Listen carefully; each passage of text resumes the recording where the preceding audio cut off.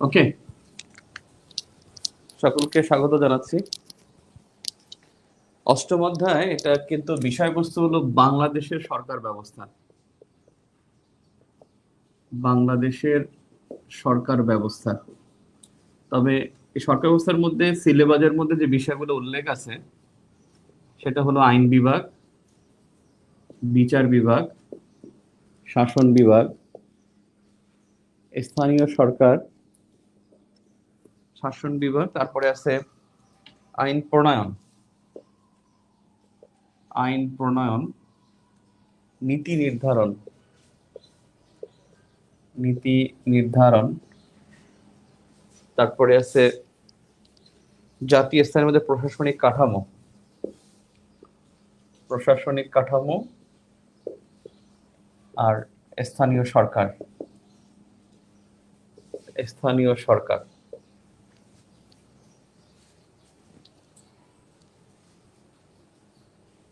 প্রশাসনিক সংস্কার, প্রশাসনিক সংস্কারের কথা বলা আছে।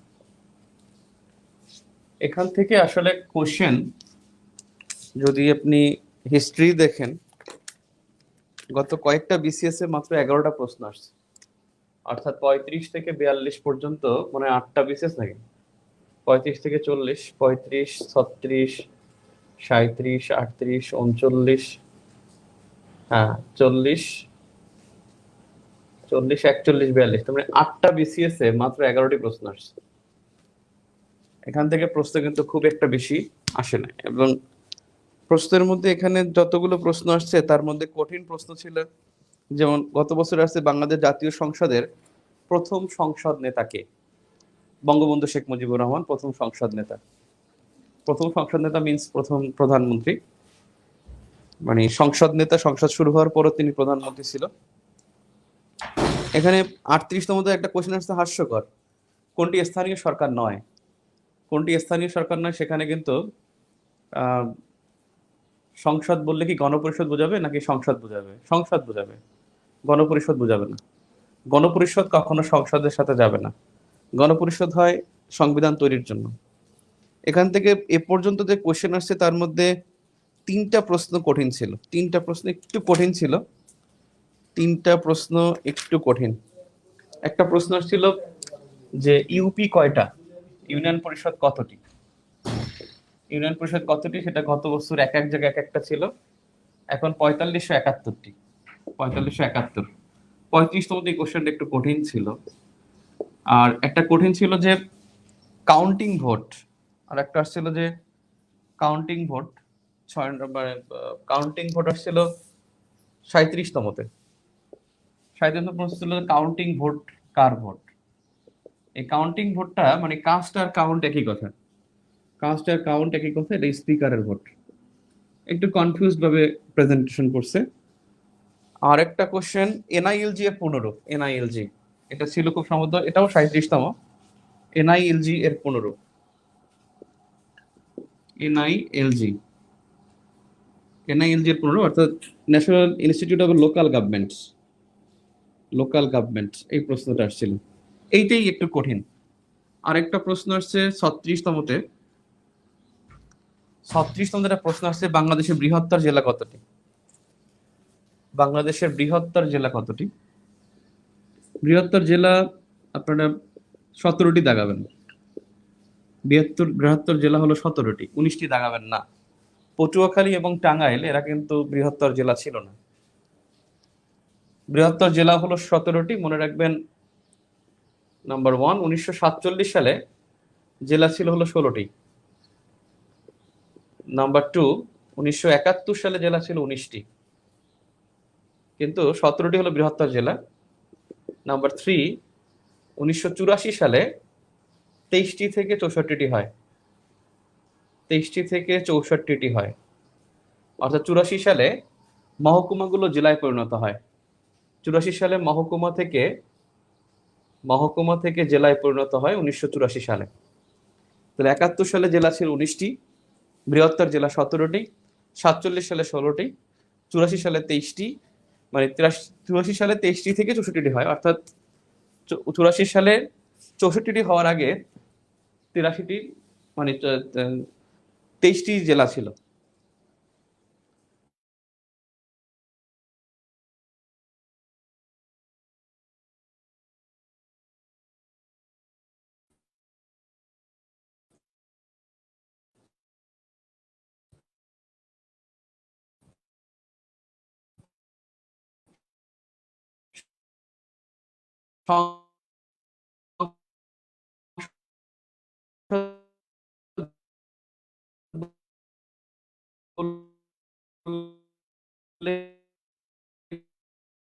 কি গণপরিষদ মুখ্যমন্ত্রীকে, পূর্ব বাংলার মুখ্যমন্ত্রী হলো এনআইএলজি এর full meaning national Institute of local government, national Institute of local government, অর্থাৎ স্থানীয় সরকার ইনস্টিটিউট, আগারগাঁয়ে অবস্থিত। একবার প্রশ্ন আসছে যে অবিভক্ত বাংলার প্রথম প্রধানমন্ত্রীকে, মুখ্যমন্ত্রী কিন্তু অপশনে মানে প্রশ্নের মধ্যে বলে নাই, বলছে স্থানীয় মানে পূর্ব বাংলার প্রথম মুখ্যমন্ত্রী না বলে বলছে প্রথম প্রধানমন্ত্রীকে। এখন মুখ্য আর প্রধান তো একই কথা, প্রধানমন্ত্রী দিচ্ছে অপশনে। এরকম একটু ঘুরে ওরা কোশ্চেন করে প্রেজেন্ট করবে যাতে আপনি একটু কনফিউজড হন। এখান থেকে 38তম বিসিএস একটা এত সহজ প্রশ্ন আসছে যে কোনটি স্থানীয় সরকার নয়, কোনটি স্থানীয় সরকার নয়, এই প্রশ্নটা দিচ্ছে স্থানীয় সরকার নয়। এখানে উত্তর রাখছে পল্লী বিদ্যুৎ, অর্থাৎ অপশন হলো পল্লী বিদ্যুৎ, আর বাকি ওই তিনটা রাখছে। স্থানীয় সরকার তো ওগুলো ইউনিয়ন পরিষদ, উপজেলা, জেলা, হলো গ্রামে, আর শহরে হলো পৌরসভা, সিটি কর্পোরেশন, পৌরসভা সিটি কর্পোরেশন। এখানে অপশনে যে রাখছে এই 5টা থেকে 3টা রাখছে। অপশনগুলো ছিল পৌরসভা, পল্লী বিদ্যুৎ, সিটি কর্পোরেশন, উপজেলা পরিষদ। তার মানে পল্লী বিদ্যুৎ উত্তর হবে। মানে এত সহজ কোশ্চেন আবার মানে এত সহজ কোশ্চেন এখানে আসে। সো এখান থেকে কোশ্চেন কিছু বিষয় আছে যে আসলে একটু ব্যতিক্রম, যেগুলো আপনার ব্যতিক্রম বলতে যেমন সংসদে সরকারের মুখপাত্র কে, সংসদের সরকারের মুখপাত্র কে? Number 1 prime minister, number 1 speaker, number 3 হলো chief whip, chief whip, number 4 হলো তথ্যমন্ত্রী। বলেন তো কি হবে উত্তর? সংসদে সরকারের মুখপাত্র কে? এই প্রশ্নটা যেমন এবছর ঢাকা ইউনিভার্সিটি ভর্তি পরীক্ষা আসছে। সংসদে সরকারের মুখপাত্র কে? একজন বলছেন প্রাইম মিনিস্টার, একজন বলছেন চিফ হুইপ, একজন বলছেন প্রাইম মিনিস্টার, একজন বলছেন চিফ হুইপ। কে হবে?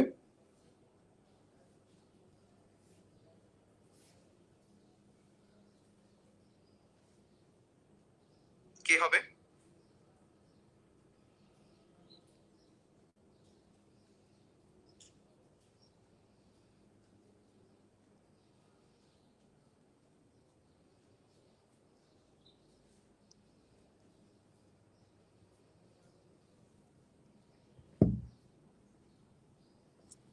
একটু থেমে গেল। 3 বলছেন নাকি? 3 কে আছে? Chief whip. আসলে সংসদে সরকারের মুখপাত্রকে বাংলাদেশে এরকমের কোনো বিধি নাই।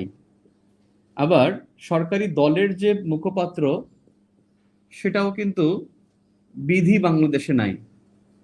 তো বাংলাদেশে সকলের দাবি, সিভিল সোসাইটির দাবি যে তথ্যমন্ত্রী এমন একজনকে নিয়োগ দেওয়া হোক যিনি সরকারের মুখপাত্র হিসেবে কাজ করবেন। কিন্তু এখন সরকারের মুখপাত্র হিসেবে বাংলাদেশে কাজ করে প্রাইম মিনিস্টার, তিনি রাষ্ট্রের মুখপাত্র। প্রধানমন্ত্রী উত্তর হবে, চিফ হুইপ হবে না, প্রধানমন্ত্রী হবেন। এবং এটা একটু আগে আমি পরিণীতি বই থেকে আবার দেখলাম, একটু কনফার্ম হলাম, আমার কাছেও মনে হয়েছিল চিফ হুইপ, আমি একটু আগে কনফার্ম হলাম যে পরিণীতি বই থেকে, সেখানে পরিণীতি এইচএসসি বইতে আছে, উন্মুক্ত বিশ্ববিদ্যালয়ের এইচএসসি বইতে আছে যে রাষ্ট্রের কর্ণধার, মুখপাত্র, জনগণের নেতা হিসেবে বাংলাদেশের প্রধানমন্ত্রী অত্যন্ত গুরুত্বপূর্ণ কার্যাবলী সম্পাদন করে থাকে। সেখানে কিন্তু বলা আছে তিনি প্রধানমন্ত্রী। এইরকমের কিছু কনফিউজিং কোশ্চেন থাকবে। যেমন কাউন্টিং ভোটটা যখন আসছিল সবাই এটা নিয়ে অনেক চিন্তায় পড়ে গেল। আসলে কাউন্টিং ভোট আর কাস্টিং ভোট একই। এটা স্পিকারের ভোট। কয়েকটা ভোট আছে। ভোট হলো একটা হলো গণভোট, যেটাকে বলে প্লেবিসাইট। প্লেবিসাইট মানে গণভোট। এই প্লেবিসাইট হলো গণভোট, এটা হলো হ্যাঁ না ভোট হয়, হ্যাঁ এবং না। এটা উন্মুক্ত খোলা মাঠে হয়। এটা উন্মুক্ত এবং খোলা মাঠে সবাই মুখে বলবে হ্যাঁ অথবা না। স্ট্র ভোট আছে। স্ট্র ভোটটা হলো বেসরকারি ভোট। এটা হলো বেসরকারি জরিপ। বেসরকারি জরিপ, স্ট্র ভোট মানে হলো বেসরকারি জরিপ। যেমন প্রথম হলো একটা জরিপ করলো যে আগামী নির্বাচনে জয়ী হবে জাতীয় পার্টি, এটা একটা হবে স্ট্র ভোট। স্ট্র ভোটকে বলা হয় বেসরকারি ভোট। আর একটু আগে যেটা বললাম সেটা হলো কাস্টিং ভোট অথবা কাউন্টিং ভোট। এটা হলো স্পিকারের ভোট। স্পিকারের ভোট, এবং স্পিকার যেখানে, অর্থাৎ স্পিকার সব কাউন্ট করা হলে তিনি বলে যে হ্যাঁ জয়যুক্ত হয়েছে। এই যে জয়যুক্ত হয়েছে বলে না সংসদে, এই জয়যুক্ত হয়েছে বা না জয়যুক্ত হয়েছে, এই হ্যাঁ বা না জয়যুক্ত হয়েছে এমন যে ভোটটা দেয় সেটাই হলো স্পিকারের ভোট। স্পিকার কাস্টিং করে বলে যে এইটা জয়যুক্ত হয়েছে, এই যে জয়যুক্ত কথাটা বলছে সেটা হবে কাউন্টিং অথবা কাস্টিং ভোট। তাহলে স্ট্রো ভোট গণভোট, আর একটা হলো কাস্টিং বা কাউন্টিং ভোট। এখন বাংলাদেশ সরকারের যে রাষ্ট্রের কর্তৃপক্ষ কিন্তু তিনটা। বাংলাদেশ সরকারের এই যে সরকার ব্যবস্থা, যেটা সরকারের বিভাগ, এই সরকারের বিভাগ কিন্তু তিনটা, যেটা রুশো করে গেছে। একটা হলো আইন বিভাগ, একটা হলো বিচার বিভাগ, আর একটা হলো শাসন বিভাগ। আইন বিভাগ, বিচার বিভাগ, শাসন বিভাগ। এই শাসন বিভাগকে আবার নির্বাহী বিভাগও বলা হয়। শাসন বিভাগ এবং নির্বাহী বিভাগ সমান জিনিস।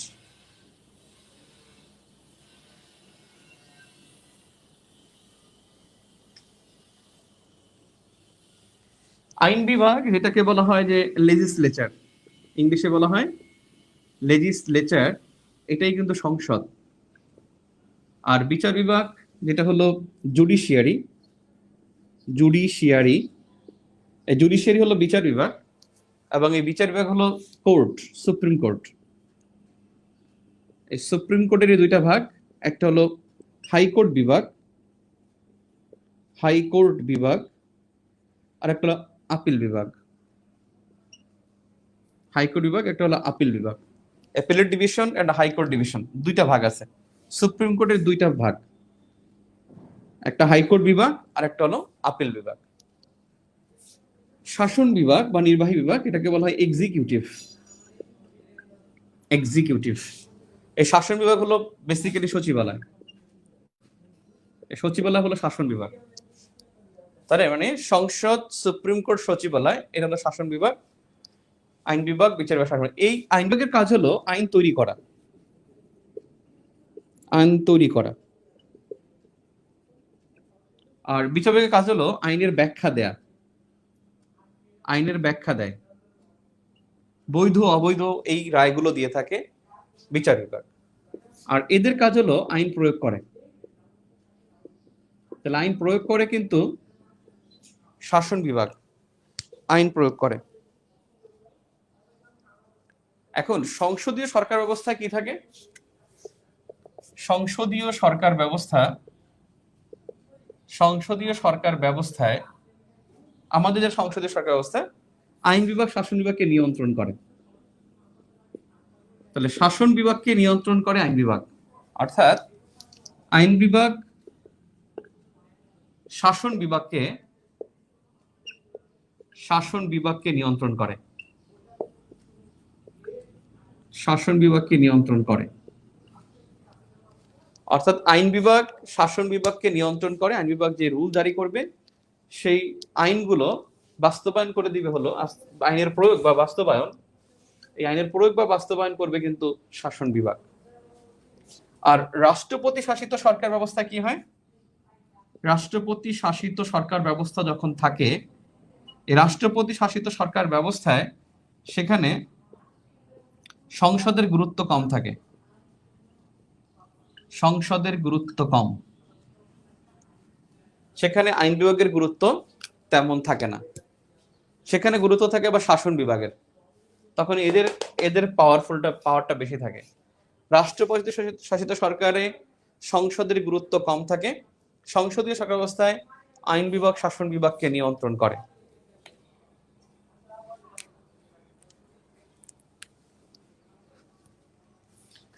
আইন বিভাগের মূল কাজ তো আইন তৈরি করা, এটা তো আমরা জানি যে আইন তৈরি করবে।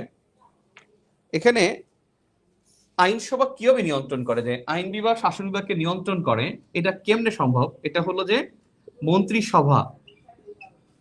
মন্ত্রিসভা সংসদের নিকট দায়ী থাকে, সংসদের নিকট দায়বদ্ধ, মন্ত্রিসভা সংসদের নিকট দায়বদ্ধ, মন্ত্রিসভা সংসদের নিকট দায়বদ্ধ। আর রাষ্ট্রপতি শাসিত সরকারে মন্ত্রিসভা রাষ্ট্রপতির নিকট দায়বদ্ধ। রাষ্ট্রপতি শাসিত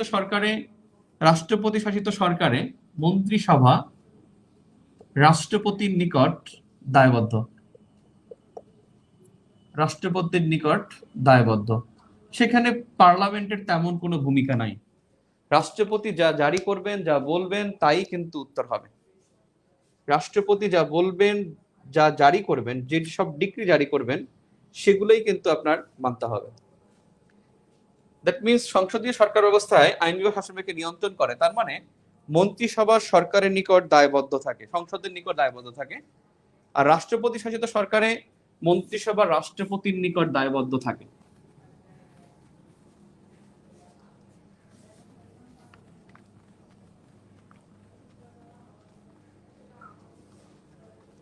আপনাদের যেটা এখন আসতে পারে যে আইন বিভাগের কাজ কোনটা, বিচার বিভাগের কাজ কোনটা, শাসন বিভাগের কাজ কোনটা, এই রকমের কিছু প্রশ্ন আপনাদের হয়তো থাকতে পারে, যে আইন বিভাগ কোন কাজগুলো করে, আর নির্বাহী বিভাগ কি কাজ করে, রাষ্ট্রপতি কি কাজ করে। আইন বিভাগের বেসিক কাজটা যেটা, সেটা আমরা একটু আগেই বললাম, শাসন বিভাগকে নিয়ন্ত্রণ করে, শাসন বিভাগকে নিয়ন্ত্রণ ও আইন তৈরি করে। আইন বিভাগ আইন তৈরি করে এবং শাসন বিভাগকে নিয়ন্ত্রণ করে, যেটা আমরা একটু আগে দেখলাম। আইন তৈরি করে বা সংশোধন করে, পরিবর্তন করে সেগুলো। আর শাসন বিভাগ যে কাজটা করে, শাসন বিভাগ শাসন কার্য পরিচালনা করে, শাসন কার্য পরিচালনা করে। এই পরিচালনা করণে লাস্ট ক্লাসে বললাম, তিনি অনুমোদন করে রাষ্ট্রপতির নামে আর ক্ষমতা প্রয়োগ করে প্রধানমন্ত্রীর নামে। অর্থাৎ এখানে ক্ষমতা প্রযুক্ত প্রাইম মিনিস্টারের নামে, পিএম এর নামে। আর যদি বলা হয় শাসন বিভাগে অনুমোদন দেওয়া হয়, সকল কার্যক্রমের অনুমোদন রাষ্ট্রপতির নামে, নির্বাহী সবকিছু অনুমোদন রাষ্ট্রপতির নামে। এবং শাসন বিভাগ কিন্তু পররাষ্ট্র সংক্রান্ত কার্যাবলী দেখভাল করে, পররাষ্ট্র সংক্রান্ত কার্যাবলী দেখভাল করে, অর্থাৎ পররাষ্ট্র বিষয়টা এটা দেখে শাসন বিভাগ। আর এই তহবিল সংক্রান্ত যত বিষয় আছে সেগুলো দেখে আইন বিভাগ। আইন বিভাগ যত তহবিল আছে, প্রযুক্ত তহবিল, সংযুক্ত তহবিল, বৈদেশিক তহবিল, এই সব তহবিলগুলো নিয়ন্ত্রণ করার ক্ষমতা হলো আইন বিভাগের। বাজেট, এই বাজেট পাস এবং পেশ, এটা কাজ হলো আইন বিভাগের। শাসন বিভাগের কাজ হলো পররাষ্ট্র সংক্রান্ত নীতি সংক্রান্ত পর্যালোচনা কার্যাবলী। এখন আমি একটা জিনিস বলি, সীমান্ত হত্যা এটার জন্য কে কাজ করবে, আইন বিভাগ নাকি শাসন বিভাগ? সীমান্ত হত্যা মোকাবেলা এটার জন্য কাজ করবে কে? আইন বিভাগের ইংরেজি হলো লেজিসলেচার। প্রশ্নটা আমার বুঝছে কিনা, লেজিসলেটর বা লেজিসলেটিভ ব্রাঞ্চ। সীমান্ত হত্যা এই জাতীয় কাজ করবে কে? সীমান্ত হত্যা এই জাতীয়, মানে সীমান্ত মোকাবেলা, হত্যা মোকাবেলা কে কাজ করবে? দেখেন, সীমান্ত ইস্যুটা স্বরাষ্ট্র মন্ত্রণালয়ের অধীনে, স্বরাষ্ট্র মন্ত্রণালয়। তাহলে আমি বলছি সচিবালয়, তার যা সচিবালয় আছে সে কিন্তু অন্তর্ভুক্ত। তাহলে স্বরাষ্ট্র মন্ত্রণালয়ের যারা মন্ত্রী আছে শাসন বিভাগের অন্তর্ভুক্ত। সীমান্ত হত্যা এই বিষয়টা দেখবে শাসন বিভাগ অথবা নির্বাহী বিভাগ। শাসন বিভাগ অথবা নির্বাহী বিভাগ সীমান্ত হত্যার বিষয়গুলো দেখবে। বিচার বিভাগ, বিচার বিভাগের কাজ হলো আপনার, বিচার বিভাগ হলো আপনার সংবিধানের রক্ষা কবচ, সংবিধানের ও গণতন্ত্রের রক্ষা কবচ। এই রক্ষা কবচ হলো বিচার বিভাগের স্বাধীনতা। বিচার বিভাগের স্বাধীনতা অর্থাৎ বিচার বিভাগের স্বাধীনতা যখন থাকবে তখন সংবিধান ও গণতন্ত্রের রক্ষা কবচ অর্থাৎ রক্ষা হবে। তার মানে এরাই কিন্তু ব্যক্তি স্বাধীনতার দেখভাল করে। ব্যক্তি স্বাধীনতা, আপনার আমার ব্যক্তি স্বাধীনতা দেখভাল করবে বিচার বিভাগ। এই বিচার বিভাগ কিন্তু অধিকার সংক্রান্ত সকল কাজ করে। অধিকার, মৌলিক অধিকার বলেন বা মানবাধিকার বলেন, এই মৌলিক অধিকার এবং মানবাধিকারের বিষয়গুলো দেখভাল করবে বিচার বিভাগ। মৌলিক অধিকার বা মানবাধিকার এই বিষয়গুলো দেখভাল করবে বিচার বিভাগ।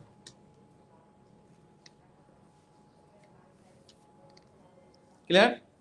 তার মানে এই আইন বিভাগটা হলো সংসদ। আমাদের যে মেম্বার অফ পার্লামেন্ট এদেরকে বলা হয় ইংলিশে law maker. They are the law makers.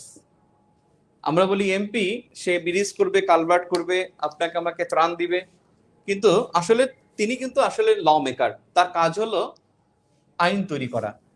তার মানে সাংবিধানিক প্রতিষ্ঠান আইন প্রণেতা, এই আইন প্রণেতা বললে কিন্তু সেটা হবে কে? এমপি, এবং তিনি কিন্তু আইন বিভাগের অন্তর্ভুক্ত। আপনি একটা জিনিস সেন্স দেখবেন, যদি বিষয়টা হয়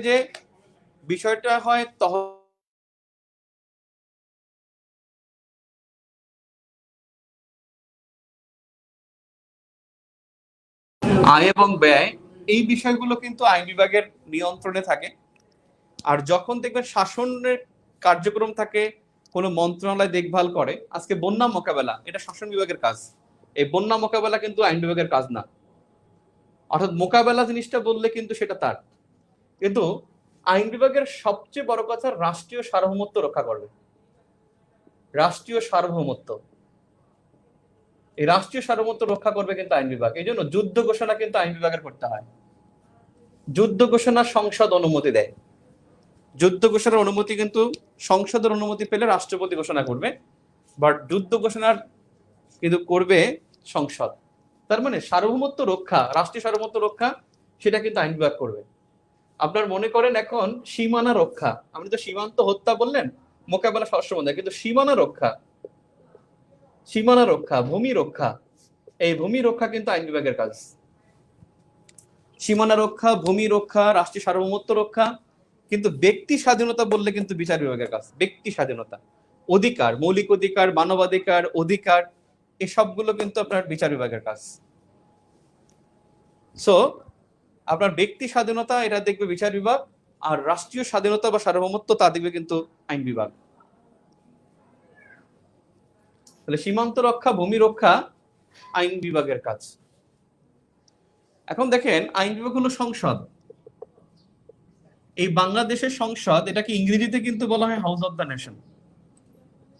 হাউস অফ দ্য নেশন, আমাদের সংসদের ইংরেজি নাম কিন্তু হাউস অফ দ্য নেশন, কিন্তু আমাদের ভবনটার নাম কি? ভবনের নাম কিন্তু সংসদ ভবন। ভবনের নাম কিন্তু সংসদ ভবন।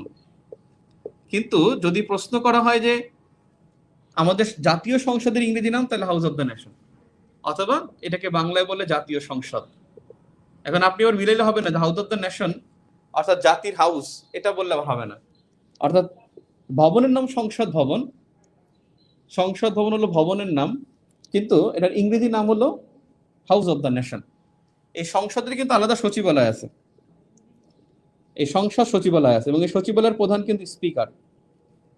সংসদ সচিবালয়ের প্রধান স্পিকার, সচিবালয়ের প্রধান কিন্তু স্পিকার, কিন্তু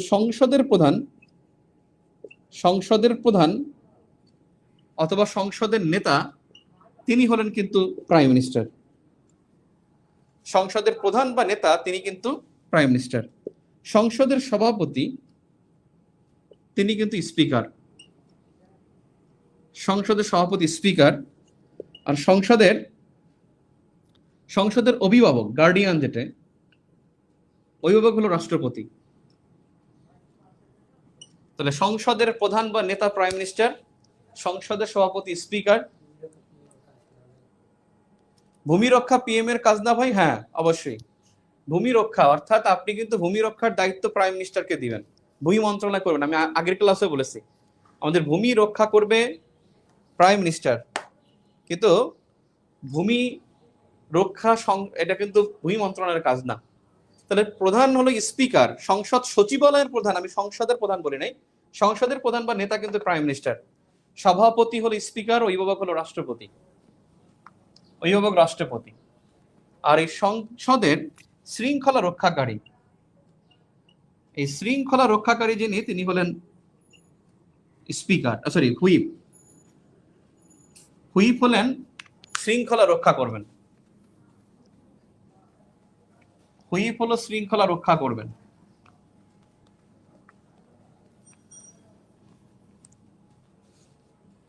এবার হলো সংসদের কমিটি আছে 50টা।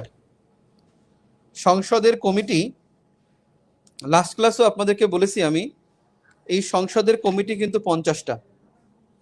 তার মধ্যে 11টা হলো সংসদীয় স্থায়ী কমিটি, আর 39টা হলো মন্ত্রণা সংক্রান্ত কমিটি। কমিটি এখানে দেয়া নেই আপনাদের, বেসিক বইতে মনে হয় দেয়া নাই নাকি, থাকার তো কথা। সংসদ, এই সংসদ কিন্তু 9 তলা, আমাদের সংসদ কিন্তু 9 তলা। সংসদের চারপাশে যে লেক আছে তাকে বলে ক্রিসেন্ট লেক, ক্রিসেন্ট লেক। সংসদের চারপাশে যে আছে ক্রিসেন্ট লেক, এই সংসদ এটা কিন্তু 1961 থেকে 1982 এই পর্যন্ত এটা নির্মাণ করা হয়, অর্থাৎ 1982 সালের 15 ফেব্রুয়ারি এটা উদ্বোধন করা হয়। সংসদের উদ্বোধন হয় কিন্তু 15 ফেব্রুয়ারি 1982। যিনি করেন তিনি কিন্তু আব্দুস সাত্তার, রাষ্ট্রপতি আব্দুস সাত্তার। এই আব্দুস সাত্তার উদ্বোধন করেন, তিনি কিন্তু রাষ্ট্রপতি ছিলেন। গতকালকে আপনাদের 8 জন রাষ্ট্রপতির লিস্ট দেখিয়েছিলাম, বঙ্গবন্ধুর পর থেকে 6 জনকে দেখাইছিলাম। দেখেন 15 ফেব্রুয়ারি উদ্বোধন করেন আব্দুস সাত্তার, আর 1961 এটা আইয়ুব খান উদ্বোধন করেন। আইয়ুব খানের নাম পরীক্ষায় থাকবে না। এটা 9 তলা বিশিষ্ট এবং এটা 215 একর, এটা আমরা জানি 15 একর। এবং এখানে 354টি বসার আসন, 354টি বসার আসন, বসার আসন হলো 354টি, অর্থাৎ 350টি হলো এমপি থাকে, আর 4 জন হলো রাষ্ট্রপতি থাকেন, বিদেশি রাষ্ট্রপতি থাকেন, এরকমের 4 জন থাকেন। বিদেশি রাষ্ট্রপতি সংসদে ভাষণ দিয়েছে 2 জন, আর একজনের দেওয়ার কথা ছিল কিন্তু তিনি মারা গেছেন। বিদেশি রাষ্ট্রপতি 2 জন ভাষণ দেন, একজন টিটো, জোসেফ মার্শাল টিটো, 1973 সালে তিনি ভাষণ দেন। আর একজন ভাষণ দেন ভিভি গিরি, ভারতের সাবেক রাষ্ট্রপতি ভাঙ্গিপুরাপ্প ভেঙ্কটসাই গিরি। এই ভাঙ্গিপুরাপ্প ভেঙ্কটসাই গিরি 1974 সালে, অর্থাৎ একজন যুগোস্লাভিয়ার প্রেসিডেন্ট টিটো, আর একজন হলো ভারতের প্রেসিডেন্ট, এবং যিনি মুক্তিযুদ্ধের সময় ভারতের প্রেসিডেন্ট ছিলেন ভিভি গিরি। ভিভি গিরি এবং হলো মার্শাল জোসেফ টিটো, এই 2 জন রাষ্ট্রপতি জাতীয় সংসদে ভাষণ দিয়েছেন। প্রথম দিয়েছে টিটো, আর প্রণব মুখার্জি তিনি দিবেন সব ঠিকঠাক, কিন্তু লোকটা শেষ পর্যন্ত আসতে পারেন এবং তিনি মারা যান। প্রণব মুখার্জি, তারা দেওয়ার কথা ছিল, উনি দিলে 3 জন হয়ে যেতেন। এই সংসদের আসন যদি বলেন, নির্বাচিত 300 আর সংরক্ষিত 50টি। এই 300 জন আসন যে নির্বাচিত হন 300 জন এমপি থেকে, সেই আসনগুলোর মধ্যে সবচেয়ে বেশি সংসদীয় আসন আছে ঢাকায়। ঢাকায় সবচেয়ে বেশি। ঢাকা জেলা যদি হিসাব করেন, ঢাকা জেলায় আসন আছে 20টি। আর ঢাকা যদি বলেন সিটি কর্পোরেশনের মধ্যে আছে কয়টি? এই সিটি কর্পোরেশনের মধ্যে আসন আছে 15টি। আর বাকি 5টি জেলা, 5টি সংসদীয় আসন এটা সিটি কর্পোরেশনের অন্তর্ভুক্ত না। তাহলে সিটি কর্পোরেশনের অন্তর্ভুক্ত আসন আছে 15টি, ঢাকা জেলায় আসন আছে 20টি। এবং ঢাকা বিভাগে সবচেয়ে বেশি আসন খুব সম্ভবত ৭৬টি। ঢাকা বিভাগে সবচেয়ে বেশি আসন ৭০টি আসন। আগে ১০০-র উপরে ছিল, কারণ ময়মনসিংহ বিভাগ তখন ঢাকার মধ্যে ছিল। এবং সবচেয়ে বেশি আসন ঢাকায়, আর সবচেয়ে কম অর্থাৎ একটি করে আসন আছে ৩টি জেলায়। একটি করে আসন ৩টি জেলায়, এবং একটা হলো বান্দরবান, রাঙ্গামাটি, খাগড়াছড়ি। বান্দরবান, রাঙ্গামাটি এবং খাগড়াছড়ি, এই 3টি আসনে একটি করে আসন, এবং ৩০০ নম্বর আসন হলো বান্দরবান। বান্দরবান হলো ৩০০ নম্বর আসন, আর রাঙ্গামাটি ২৯৯তম আসন,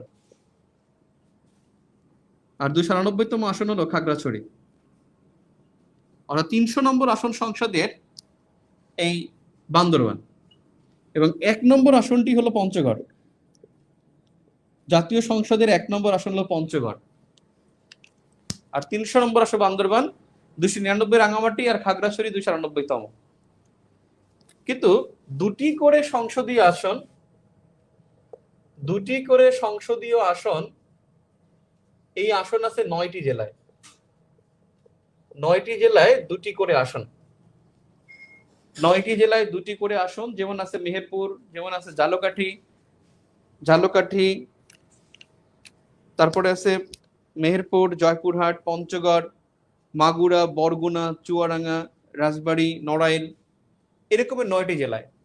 আমি কয়েকটা বলে দিই। সেটা হলো বরগুনা, ঝালকাঠি, পঞ্চগড়,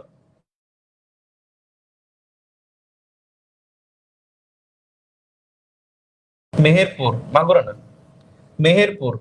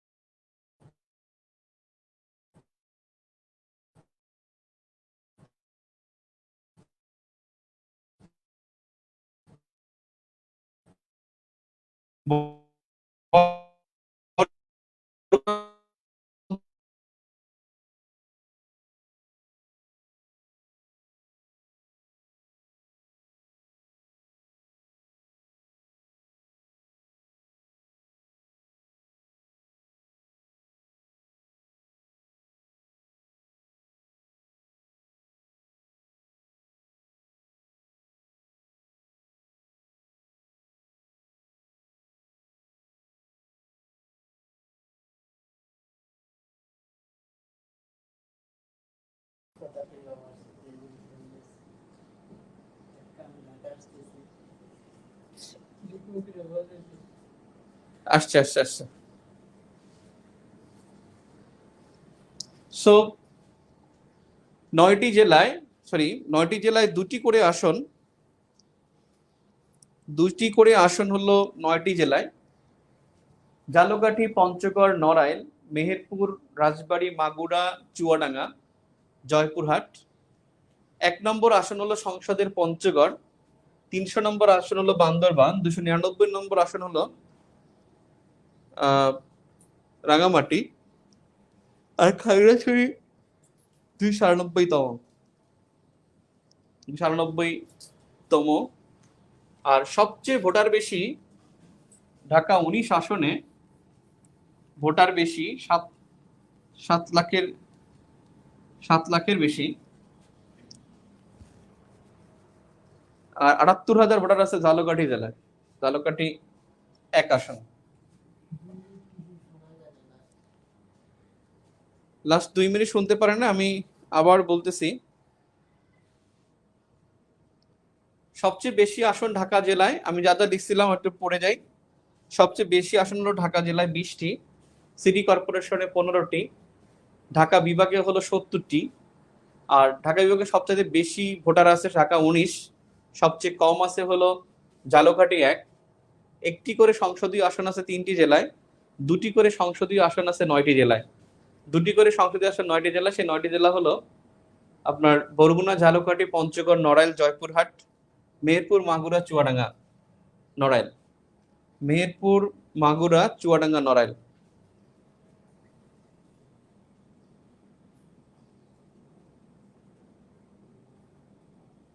T2 এ লেফটে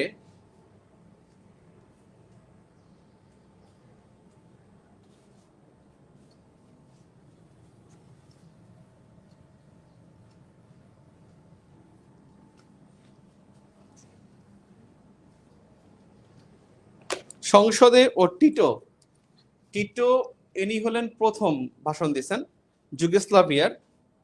টিটো ভাষণ দিয়েছেন যুগোস্লাভিয়ার প্রথম। আর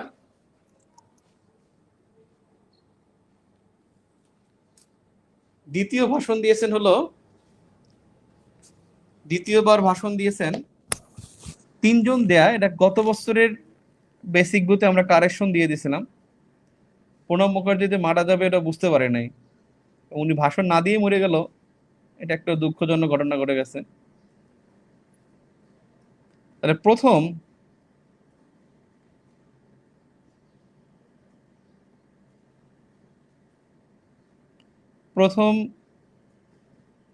ভাষণ দিয়েছে টিটু ও 10টা হলো কেমনে? বরগুনা, ঝালকাঠি, পঞ্চগড়, জয়পুরহাট, মেহেরপুর, চুয়াডাঙ্গা, মাগুরা, নড়াইল, রাজবাড়ী। আর তো নাই তো।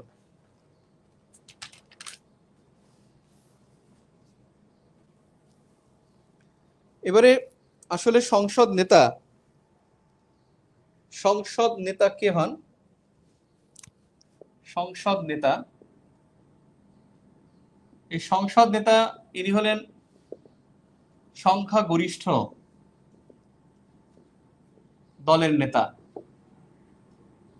সংখ্যাগরিষ্ঠ দলের নেতা, তিনি প্রাইম মিনিস্টার, তিনি মুখপাত্র,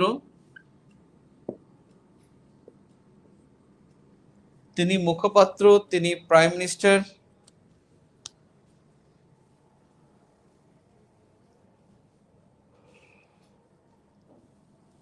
এবং তিনি নির্বাহী ক্ষমতার মালিক, নির্বাহী ক্ষমতার প্রধান, মন্ত্রিসভার প্রধান। বাংলাদেশের প্রধানমন্ত্রী আসলে কর্তৃত্ব অনেক, রাষ্ট্রপতির চেয়েও তার কর্তৃত্ব অনেক। তিনি কিন্তু ওয়ারেন্ট অফ প্রেসিডেন্স অনুসারে দ্বিতীয় সর্বোচ্চ পদমর্যাদা সংসদ নেতা। বাংলাদেশের প্রথম সংসদ নেতা বঙ্গবন্ধু ছিল, এবং সেটা কিন্তু এবছর পরীক্ষা আসছে। গত বছর বেসিক ভিউতে আমরা সংসদ নেতাদের তালিকা দিয়েছিলাম। প্রথম নেতা ছিল বঙ্গবন্ধু, সর্বশেষ ছিল শেখ হাসিনা, এবং সেটা কিন্তু পরীক্ষায় আসছে। এরপরে বিরোধী দলীয় সংসদ নেতা গেল, আর সংসদ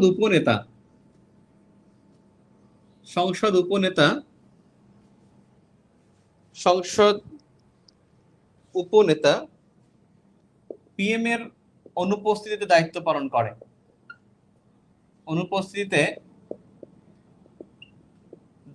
পালন করে। সংসদ উপনেতা তিনি চতুর্থ সর্বোচ্চ পদমর্যাদার অধিকারী। চতুর্থ সর্বোচ্চ পদমর্যাদা বাংলাদেশের। তৃতীয় হলো স্পিকার, চতুর্থ হলো 3 জন। চতুর্থ সর্বোচ্চ পদমর্যাদা এখানে আরো 2 জন আছেন, একজন চিফ জাস্টিস, একজন লিডার অব দ্য অপোজিশন। অর্থাৎ বিরোধী দলীয় নেতা, সংসদের উপনেতা এবং চিফ জাস্টিস, এই 3 জন একই পদমর্যাদার অধিকারী। স্পিকার উপরে হন, স্পিকারের পদমর্যাদা উপরে হয়। আর এই সংসদ নেতা যিনি হবেন তার বয়স সর্বোচ্চ 25 বছর। আপনি একটা কথা মনে রাখবেন, সেটা হলো নির্বাচিত হতে হয় নির্বাচিত হতে হয় রাষ্ট্রপতি ছাড়া সবার বয়স 25 বছর। নির্বাচিত হতে হয় এমন রাষ্ট্রপতি ছাড়া সবার বয়স 25 বছর। আপনি এমপি হবেন 25 বছর, মেম্বার হবেন, আগে ছিল 18 বছর, এখন 25 বছর, মেম্বার হবেন 25 বছর, চেয়ারম্যান হবেন 25 বছর, মেয়র হবেন 25 বছর, উপজেলা চেয়ারম্যান হবেন 25 বছর। বাট যখন আপনি রাষ্ট্রপতি হতে যাবেন তখন কিন্তু আপনার বয়স হতে হবে 35 বছর। অর্থাৎ স্পিকার যিনি, তার বয়স কিন্তু 25 বছর। স্পিকার, ডেপুটি স্পিকার, এদের বয়স কিন্তু 25 বছর। আপনি যা হতে চান সব 25 বছর, মেয়র, কাউন্সিলর যা হতে চান, কিন্তু যখনই রাষ্ট্রপতি হতে যাবেন তখন কিন্তু আপনার বয়স লাগবে 35 বছর।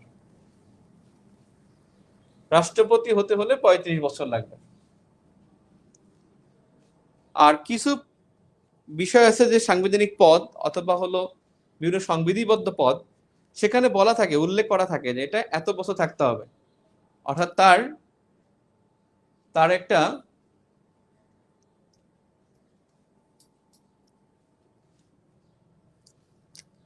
এক president, 2 prime minister, 3 speaker,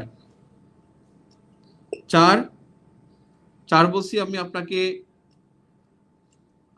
deputy leader of the house অর্থাৎ উপনেতা, বিরোধী দলীয় নেতা এবং হলো চিফ জাস্টিস, এরা 4 নম্বরে। 5 নম্বরে CEC, election commissioner. 5 CEC, chief election commissioner. 5টা জানলেই চলবে। স্পিকারের নিজের আসনের বিল কে পেশ করেন? স্পিকারের নিজের আসনের বিল কে পেশ করেন? অন্য কেউ, সে যাকে অ্যাসাইন করবেন। স্পিকারের বিল অন্যজন অ্যাসাইন করে দেয়, সে উত্থাপন করে। তো ভালো প্রশ্ন করছেন। স্পিকার যাকে অ্যাসাইন করবেন তিনি উত্থাপন করবেন। শাহ ইমরান শেখ। সংসদ যখন প্রেসিডেন্ট বা স্পিকার হন তখন তার আসন কি শূন্য হয় না? প্রেসিডেন্ট হলে আসন শূন্য হয়, স্পিকার হলে আসন শূন্য হয় না। প্রেসিডেন্ট এমপি থাকতে পারেন না। সংসদে যারা থাকেন সবার এমপি হইতে হয়। সংসদে যারা থাকেন টেকনোক্র্যাট মন্ত্রী ছাড়া সকলের এমপি হইতে হয়, সকলের মন্ত্রী হতে হয়, এমপি হতে হয়।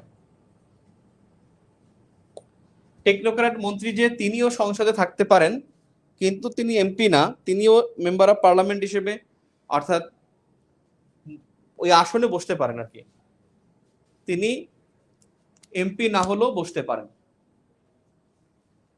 এখন আমরা যে বললাম 354টি আসন থাকে, তাহলে আসন তো 350টা, সেই এমপি আর থাকে। টেকনোক্র্যাট যারা হয় তারাও কিন্তু ওই এক্সট্রা চেয়ারে বসে থাকেন, এবং সেটা হলো 1/10, যেহেতু টেকনোক্র্যাট মন্ত্রী 1/10, তাহলে বাংলাদেশে যদি সর্বোচ্চ 60 জন মন্ত্রী হয়, 60 জন মন্ত্রী তো বাংলাদেশে পসিবল না, তখন 6 জন গিয়ে টেকনোক্র্যাট মন্ত্রী হবে। এই জন্য মন্ত্রী সবসময় 3 জনই থাকে, 60 জন মন্ত্রীও হয় না আর 3 জন টেকনোক্র্যাট মন্ত্রীও হয় না। এখন বর্তমানে টেকনোক্র্যাট মন্ত্রী আছেন 3 জন। একজন কোশ্চেন করছেন, প্রেসিডেন্ট যদি না থাকেন, মারা যান, আর স্পিকারের বয়স যদি 35 না হয়, তখন প্রেসিডেন্ট কে হবেন? বেসিক্যালি তিনি তো দায়িত্ব পালন করবেন, সেক্ষেত্রে স্পিকারের বয়স সম্পর্কে লেখা নাই। স্পিকারের যোগ্যতার মধ্যে বলা আছে যে তিনি এমপি হতে হবে। তাহলে এমপি হলেই তিনি স্পিকার হতে পারবেন, আর এমপি হতে গেলে এমপির বয়স তো 25 বছর, এবং সেই জন্য উনি স্পিকার থেকে রাষ্ট্রপতি হতে পারবেন যদি স্পিকারের পদ শূন্য হয়, রাষ্ট্রপতির পদ শূন্য হয়। কিন্তু ওটা তো হলো যে সংকটকালীন মুহূর্তে তিনি রাষ্ট্রপতি দায়িত্ব পালন করবেন। এরপরে আছেন ওয়ারেন প্রেসিডেন্স, তারপরে কে? তারপরে দরকার নাই, 5 পর্যন্ত জানেন। 60 জনের কোরাম কিভাবে হয়? 60 জনের কোরাম হলো 60 জন না, বেসিক্যালি 1/5, অর্থাৎ 350 জন এমপি যখন থাকবে তখন কিন্তু 69 জনকে থাকতে হবে, 1/5 থাকতে হয়। যে কোনো মিটিং এর অর্থাৎ যে কোনো ক্ষেত্রে সংসদ না বলেন যাইটাই, মূল সদস্যের মধ্যে কমপক্ষে 1/5 উপস্থিত থাকতে হয়, 1/5 দ্যাট মিনস 20% থাকতে হয়। তাহলে সংসদে এমপি হলেন 300 জন, এর মধ্যে 60 জন উপস্থিত থাকলে কোরাম হবে। কোরাম মানে বৈঠক হবে, আর যদি 60 জন না হয় তাহলে বৈঠক হবে না, বৈঠক স্থগিত থাকবে। একজন বলছেন ভাই বুঝলাম না এটা কোনটা, যে বুঝেন নাই সেটা বলেন। আশিক আশিক শাওন, আপনি একটু বলেন। বাট ওনার এইজ তো 35 না, তাতে কিছু হবে না, উনি দায়িত্ব পালন করবেন। এখন স্পিকারের বয়স তো আর লেখা নাই আমাদের সংবিধানে, কিন্তু স্পিকার লেখা নাই যে স্পিকারের বয়স 35 হতে হবে। সংবিধানে লেখা আছে স্পিকারের এমপি হতে হবে। এখন সেই এমপি হচ্ছে 25 বছর বয়সে, তার তো আর দরকার নেই। ওখানে তো বলে দিত যদি এমপি হতে হবে এবং তাকে অবশ্যই 35 বছরের বেশি থাকতে হবে, তাইলে বলা যেত। কারণ এমপি স্পিকার নিজেও তো মারা যেতে পারে, ডেপুটি স্পিকার নিজেও তো অনুপস্থিত থাকতে পারে, তখন কিন্তু আর একজনকে আপনার স্পিকারের দায়িত্ব পালন করতে হবে। তাহলে এমপি ধরেন আছে 350 জন, তার মধ্যে দুজনের বয়সই 35 বছর, আর বাকি সবার বয়স মনে করেন 34 বছর, তখন কি হবে? তখন তাহলে কি কেউ স্পিকার হবে না?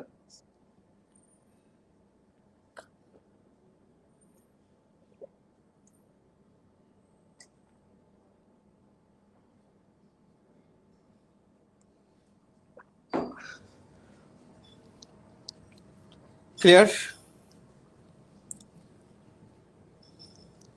স্পিকারের অযোগ্যতা দুইটা, স্পিকার হতে পারবে না দুইজন, যদি তিনি এমপি না হন, যদি তিনি মন্ত্রী হন। মন্ত্রী হইল অর্থাৎ এমপি যদি না হন এবং মন্ত্রী হন, এই দুইটা হলো স্পিকারের অযোগ্যতা। স্পিকার যদি তিনি মন্ত্রীর পদ গ্রহণ করে ফেলেন তাহলে কিন্তু তিনি স্পিকার হতে পারবেন না, কোনো মন্ত্রী স্পিকারের পদ গ্রহণ করতে পারবেন না।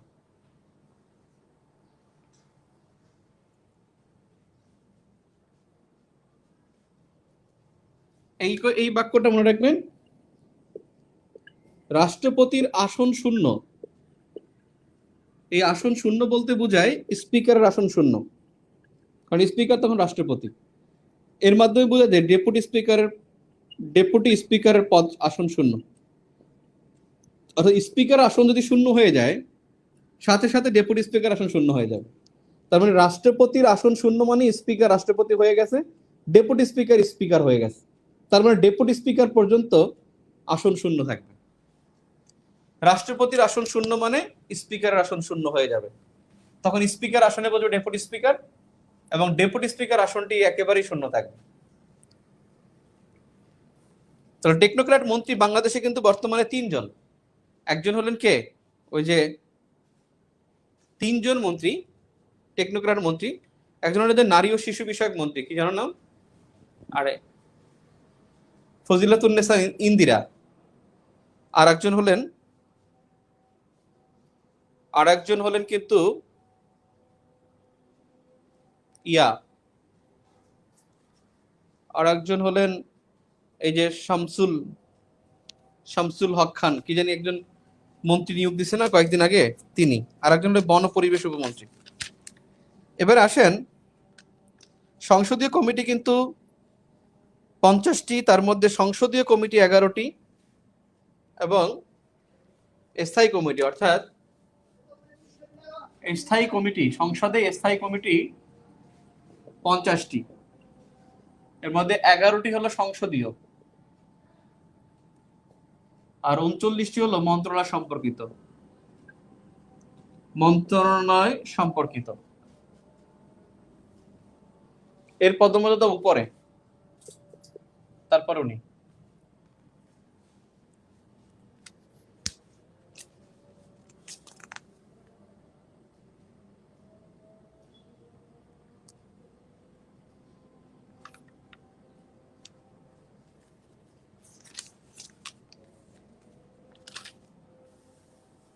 স্পিকার জানেন তো,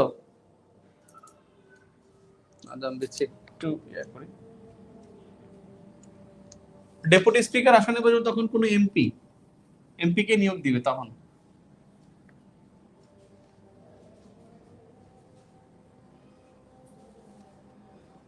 ডেপুটি স্পিকার কিন্তু একজন থাকেন।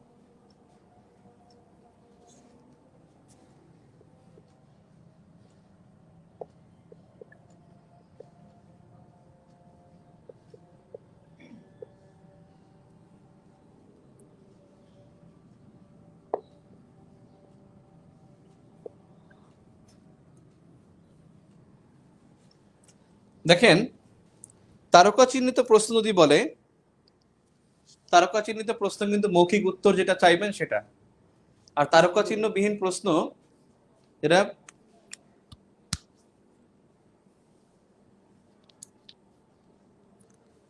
না। এই কমিটি এইটা না, আমি তো ভাই সংসদীয় কমিটি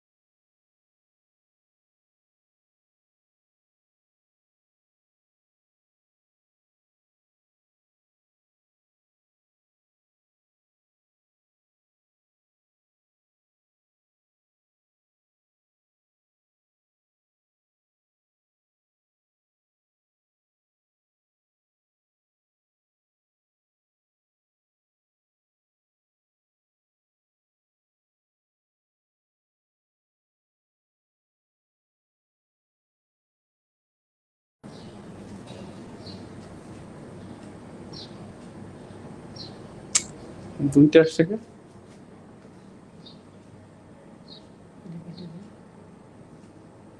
কোনটা কাটবো? মানে দুইটা আসলো কেন? আমি কম বুঝি কত, এইটা মনে হয় কি করলে দাঁড়া ওটা। ঠিক আছে, একজন প্রশ্ন করছে, দেখে আপনাদের কয়েকটা প্রশ্ন আছে। রাষ্ট্রপতি পদ শূন্য হলে স্পিকারের পদ শূন্য হলে আচ্ছা বললাম তো ওটা। নেক্সট কোশ্চেন,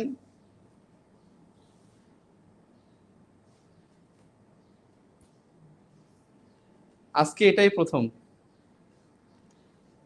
আমি জানি কোথায় ছিলাম, সংসদীয় কমিটিতে সবসময় এমপি থাকবেন, প্রাইম মিনিস্টার বা মন্ত্রী থাকবেন না। একজন বলছেন ক্রয় সংক্রান্ত কমিটির প্রধান প্রাইম মিনিস্টার, ওগুলো তো সংসদীয় কমিটি না, জাতীয় কমিটি। জাতীয় সব কমিটির প্রধান প্রাইম মিনিস্টার, শুধুমাত্র ক্রয় সংক্রান্ত কমিটি, ক্রয় সংক্রান্ত কমিটির প্রধান হলেন অর্থমন্ত্রী। ক্রয় সংক্রান্ত কমিটির প্রধান হলেন অর্থমন্ত্রী। বুঝছেন ব্যাপারটা এখন?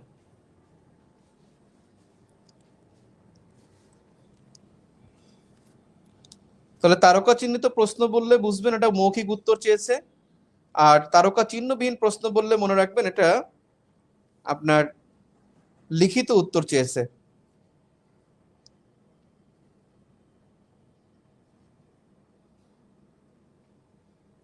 এরপরে হলো কিচেন ক্যাবিনেট। এই ট্রেজারি বেঞ্চ হলো সরকারি দলের সামনের সারির আসন, সরকারি দলের সামনের সারির আসন ট্রেজারি বেঞ্চ। আর কিচেন ক্যাবিনেট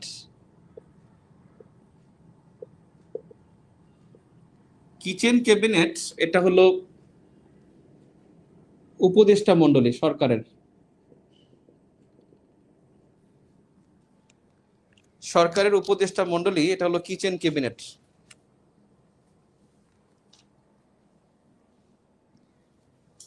তারকা চিহ্নিত প্রশ্ন।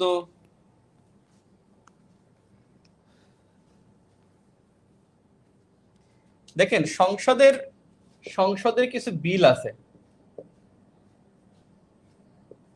সংসদের বিল আপনি জানেন সরকারি বিল হলো এমপিদের আর বেসরকারি বিল হলো মন্ত্রীদের। একটা সরকারি বিল আর একটা হলো বেসরকারি বিল। কোনটা এমপিদের বলেন তো? সরকারি কোনটা? তারকা চিহ্নবিহীন হলো লিখিত উত্তর চায়, ট্রেজারি বেঞ্চ হলো সরকারি দলের সামনের সারির আসন, কিচেন ক্যাবিনেট উপদেষ্টা মণ্ডলী, কিচেন ক্যাবিনেট হলো উপদেষ্টা মণ্ডলী।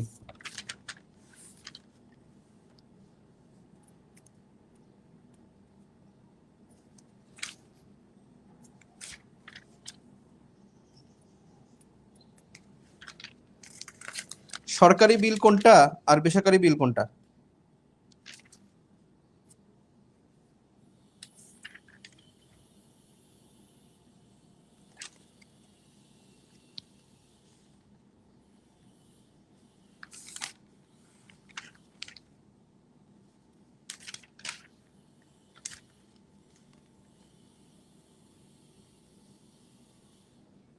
বলেই তো না। রাষ্ট্রপতি বিশেষ ক্ষমতা অ্যাটর্নি জেনারেল। আচ্ছা কি বলছেন? বইতে দেয়া রাষ্ট্রপতি কি? বইতে দেয়া রাষ্ট্রপতি, প্রধানমন্ত্রী, অন্যান্য মন্ত্রী, 3 স্পিকার, ডেপুটি স্পিকার। ওটা তো শপথ, শপথ অনুষ্ঠান। অ্যাটর্নি জেনারেল এগুলো সবাই শপথ নিবে। অ্যাটর্নি জেনারেল তো শপথের বাইরে, সাংবিধানিক পদ। বেসরকারি বিল এমপিদের, রাইট। সরকারি হলো মন্ত্রী আর বেসরকারি হলো এমপি। বেসরকারি এমপি আর সরকারি হলো মন্ত্রীদের। আচ্ছা গেল সংসদের বিল। আমি এখানে একটা আছে অর্থ বিল।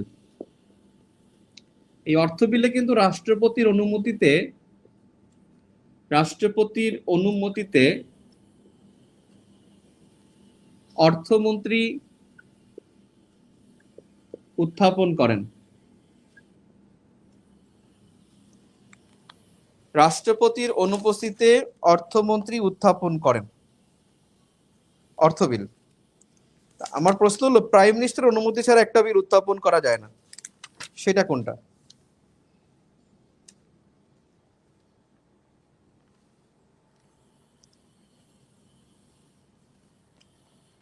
এই অর্থ বিলের মধ্যে কিন্তু থাকে, অর্থ বিল হলো রদবদল, জরিমানা, এই সমস্ত, মানে স্বাভাবিক থাকে না। এটা স্বাভাবিক কোনো অর্থনৈতিক কার্যক্রম না, স্বাভাবিক অর্থনৈতিক কার্যক্রম নয়। এটা হলো অর্থ বিল। অর্থ বিল উত্থাপন করে রাষ্ট্রপতি অনুমোদিত অর্থমন্ত্রী উত্থাপন করেন, কিন্তু বাজেট এটা কিন্তু প্রাইম মিনিস্টারের পরামর্শে অর্থমন্ত্রী তৈরি করে উপস্থাপন করেন। অর্থমন্ত্রী তৈরি করে উপস্থাপন করেন। প্রাইম মিনিস্টারের পরামর্শে অর্থমন্ত্রী এটা তৈরি করেন। এখানে কিন্তু রাষ্ট্রপতির বাজেটে কিন্তু রাষ্ট্রপতির কোনো হাত নেই, কিন্তু অর্থ বিলে আছে। এই জন্য অনেকে কনফিউজ থাকবেন যে অর্থ বিল যেহেতু রাষ্ট্রপতি, প্রশ্ন যদি আসে যে অর্থমন্ত্রী বাজেট তৈরি করার ক্ষেত্রে কার পরামর্শ গ্রহণ করেন, তখন কিন্তু অনেকেই মানে বেশিরভাগই রাষ্ট্রপতি দাগাবেন। আসলে উত্তরটা হবে কিন্তু প্রাইম মিনিস্টার। এই প্রশ্নের উত্তরটা বলেন তো, অর্থমন্ত্রীর অনুপস্থিতিতে কে বাজেট পেশ করে? কে বাজেট পেশ করেন? এক পরিকল্পনা মন্ত্রী, 2 প্রাইম মিনিস্টার, 3 এক পরিকল্পনা মন্ত্রী, 2 প্রাইম মিনিস্টার, 3 স্পিকার, 4 রাষ্ট্রপতি। কি হবে উত্তর? কি বলছে? হ্যাঁ, অনেকেই বলছেন হ্যাঁ প্রধানমন্ত্রী, থ্যাংক ইউ। আসলে এটা প্রধানমন্ত্রী উত্থাপন করেন। আমরা দেখছেন কিনা যে আনোয়ার লোটাস কামাল তিনি কিন্তু অনুপস্থিত হয়ে পড়ছিলেন গত 2019 সালে। তখন কিন্তু এটা উত্থাপন করছিলেন কিন্তু প্রধানমন্ত্রী। প্রধানমন্ত্রী উত্থাপন করেন, রাইট।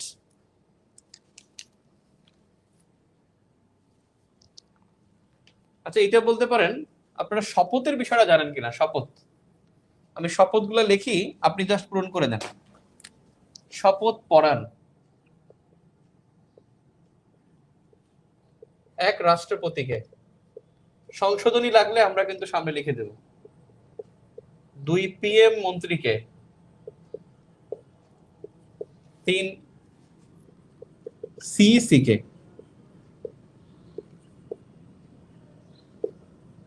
BPSC সদস্যদের ও চেয়ারম্যানদের, 5 চিফ জাস্টিসকে, 6 এমপিদের, 7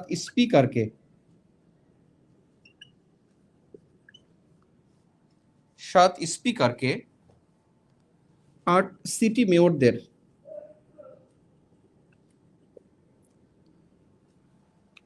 8 সিটি মেয়রদের। আমি একটার পর একটা বলবো, আপনি 1 নম্বর দিয়ে লিখবেন।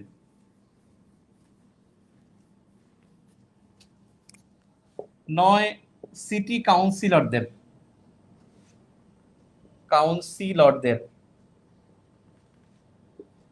10 ইউপি চেয়ারম্যানদের,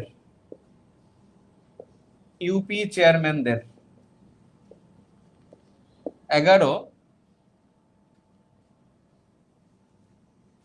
10 ইউপি চেয়ারম্যানদের, 11 উপজেলা চেয়ারম্যানদের,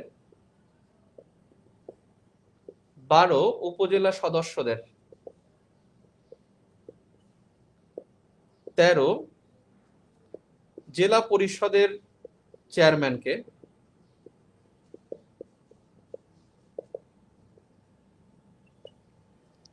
14 জেলা পরিষদের সদস্যদের।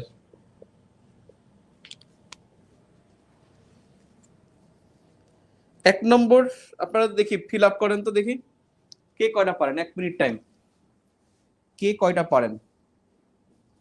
নামাজের বিরতি দেবো, এটা শেষ করি, নামাজের বিরতি দেবো ইনশাআল্লাহ।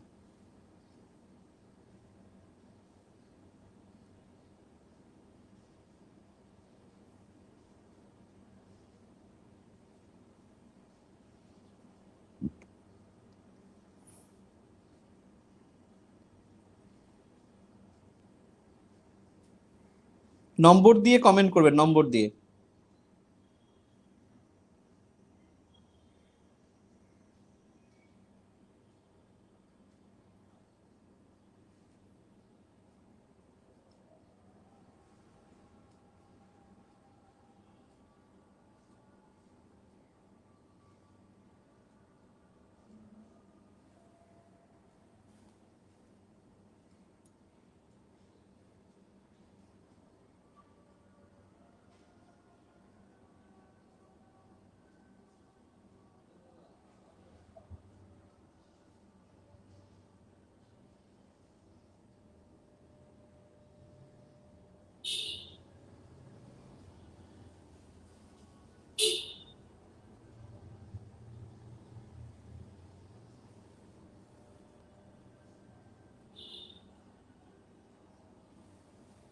পারেন?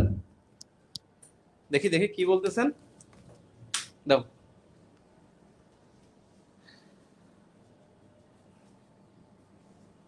এক স্পিকার, দেখি। আচ্ছা আমি একটা প্রশ্ন করি পিছন থেকে, 14 নম্বর প্রশ্নের মানে 13 নম্বরের উত্তরটা দেন তো। 13 নম্বর, 13 উত্তর কি হবে বলেন? মোবাইলটা দাও তো, মোবাইলটা, কমেন্ট গুলো দেখি। নাম সব আসে মোবাইলে, এখানে নাম আসে না।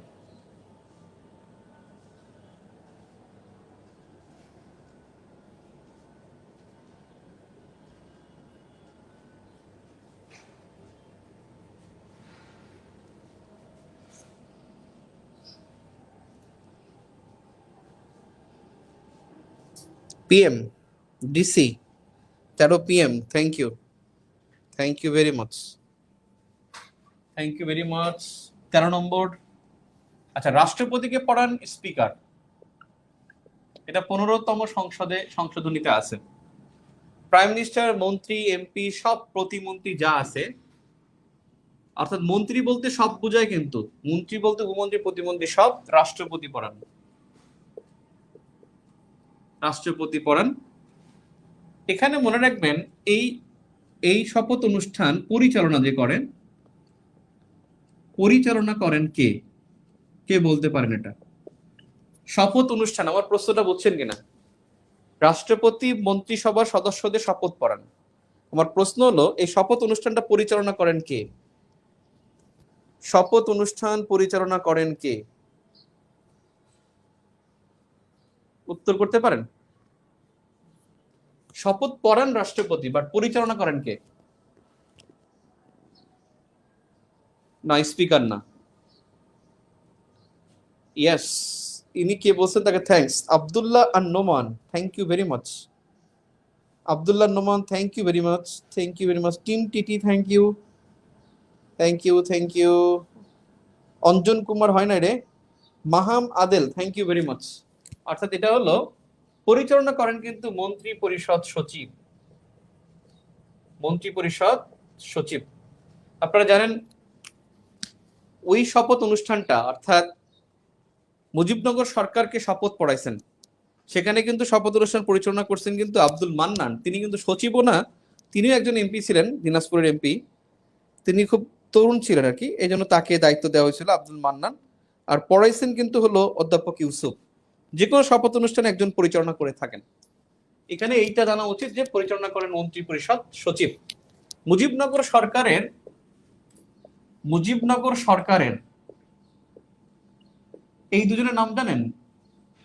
মুখ্য সচিব কে ছিল? মুখ্য সচিব কে আর মন্ত্রী পরিষদ সচিব কে? কে বলতে পারেন? মুখ্য সচিব কে আর মন্ত্রী পরিষদ সচিব কে? মুখ্য সচিব কে আর মন্ত্রী পরিষদ সচিব কে? মুজিবনগর সরকারের কে মুখ্য সচিব আর কে মন্ত্রী পরিষদ সচিব? হ্যাঁ, এটা মন্ত্রী পরিষদ সচিব বা ক্যাবিনেট সেক্রেটারি, তিনি শপথ পড়ান। রুহুল কুদ্দুস কে ছিলেন? একজন বলছেন রুহুল কুদ্দুস, থ্যাংক ইউ। যিনি বলছেন রুহুল কুদ্দুস, জাকারিয়া আকন। এই মুজিবনগর সরকারের মুখ্য সচিব ছিল রুহুল কুদ্দুস, আর মন্ত্রী পরিষদ সচিব ছিলেন এইচ.টি. ইমাম, হোসেন তৌফিক ইমাম। অনেকে আবার এইচ.টি. ইমাম জানে, তৌফিক ইমাম জানে না, তখন আবার ভেজাল হয়ে যাবে। হোসেন তৌফিক ইমাম, তিনি ছিলেন মন্ত্রী পরিষদ সচিব। সিইসি কে পড়ান চিফ জাস্টিস, বিপিএসসি সদস্যদের চেয়ারম্যানদের পড়ান চিফ জাস্টিসকে পড়ান প্রেসিডেন্ট, এমপিদের পড়ান স্পিকারকে পড়ান প্রেসিডেন্ট, চিফ জাস্টিসকে পড়ান প্রেসিডেন্ট, স্পিকারকে পড়ান প্রেসিডেন্ট, সিটি মেয়রদের পড়েন প্রাইম মিনিস্টার, সিটি কাউন্সিলরদের পড়ান এলজিআরডি মন্ত্রী, স্থানীয় সরকার মন্ত্রী, ইউপি চেয়ারম্যানদের শপথ পড়ান বিভাগীয় কমিশনার।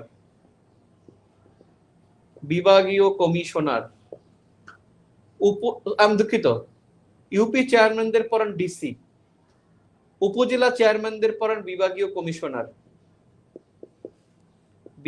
কমিশনার। আর ইউপি সদস্যদের, মানে ইউনিয়ন পরিষদ সদস্যদের পড়ান হলো ইউনো, ইউনিয়ন পরিষদের সদস্যদের পড়ান ইউনো। জেলা পরিষদের চেয়ারম্যানদের পড়ান প্রাইম মিনিস্টার, জেলা পরিষদের সদস্যদের পড়ান এলজিআরডি মন্ত্রী। আমার একটা প্রশ্ন, এমপিদেরকে শপথ পড়ান স্পিকার সাধারণত সরকার পরিবর্তন হলে অন্য দলের হয়ে থাকেন। যদি তিনি পড়াতে না চান অথবা তিনি অনুপস্থিত থাকেন, তার অনুপস্থিতিতে কে পড়াবে? স্পিকারের অনুপস্থিতিতে এমপিদের শপথ কে পড়ান? স্পিকারের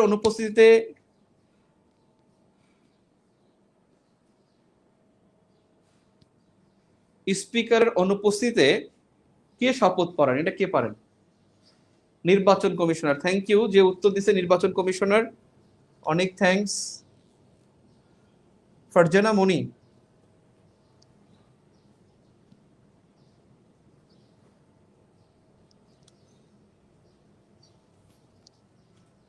ইউএনওর উপর ইউপি চেয়ারম্যান, রাইট।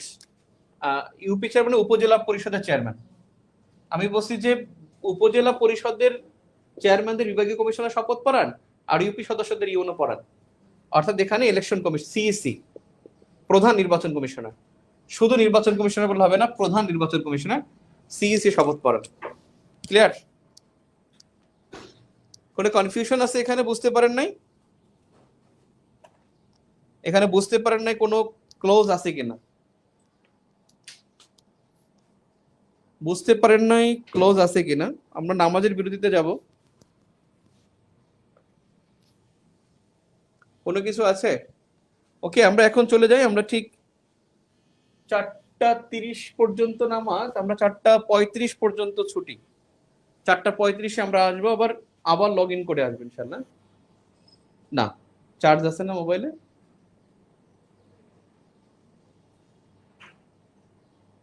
আচ্ছা, আমরা আবার লগ ইন করে ঢুকি, তাই ভালো। গুগল কালকে শেষ হয়ে যাবে ইনশাল্লাহ। ওকে, কেটে দেই।